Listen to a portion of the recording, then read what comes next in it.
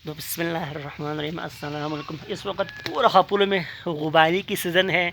गुबानियाँ पक चुके हैं और लोग जो पके हुए गुबानी को अपने दरख्तों से, गुबानी के दरख्तों से, शाखों से उसको उतार कर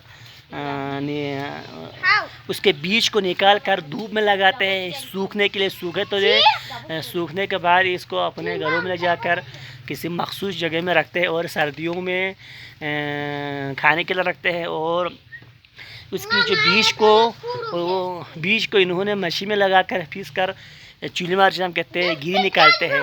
बेचने वाले बेच भी देते हैं इस गुबानी को, अच्छा खासा कमा भी लेते हैं। और इस वक्त आप हापुड़ में दाखिल हो जाए ना, हापुड़ में दाखिल होंगे तो पूरा चूल्हे की सीज़न है। कोई ऊपर चढ़कर दरख्तों से गुबानी उतार रहा है डंडे मार कर, कोई नीचे जो है इसको जमा कर रहा है। आप देख सकते हैं हमने ये गुबानी जो है इस कार्टन में जमा किया है, इसको सर्दों ले जाने खाने के लिए। शायद ये आखिरी इस सीज़न के आखिरी गुबानी होगी। और आप देख सकते हैं, नज़ारा करा आपको, हर कोई इस वक्त मसरूफ़ है। कोई खेतों में काम कर रहे हैं, कोई गुबानी उतार रहा है, कोई कुछ कर रहा है, कोई मंठो जो हम कहते हैं उसको उसमें का उसको जो मतीमान कहते हैं यूरमा कर रहा है, कोई कुछ कर रहा है। पूरा हापुड़ वाले बहुत मेहनती हैं।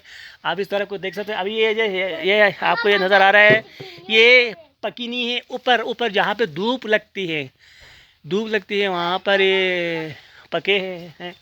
और देखें ये भी थोड़ा सा पका हुआ है। ये जो गुबाने हमने उतारे हैं वो शाख जहाँ पर सूरज पड़ते हैं, सूरज की रोशनी पड़ती है, ये पक चुकी है, इसलिए हमने इसको उतारे हैं ले जाने के लिए इसका कर दो। और आप देख सकते हैं ये पूरा आपको नज़र आ रहा है गुबानी ही गुबानी है। और थैंक यू वेरी मच।